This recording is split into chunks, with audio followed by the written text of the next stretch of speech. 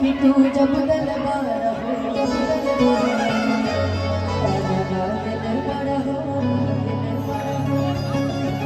हो याद बात यही अरे हमके भी सही अब जा जा जा जा भुला जाइए अब जा जा जा जा भुला जाइए लेकिन हमरा आशुतोष तावली जी हमारा अखिलेश भैया दोनों जना के देख के इसके वो गाना हमरा बेरा याद आता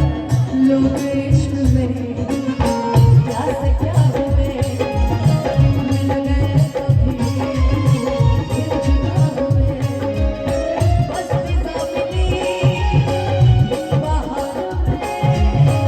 उम्र कट रही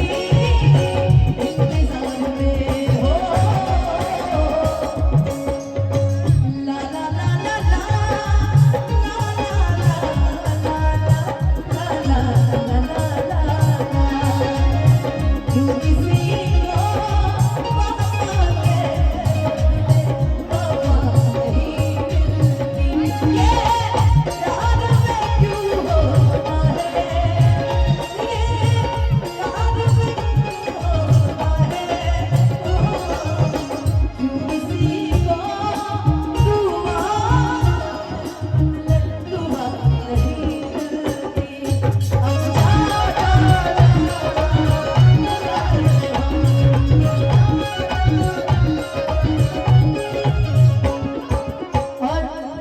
जाने दीजिए कल्लू जी आपने मेरा आंसू पोंछा है इसलिए मैं कहूंगी आपके लिए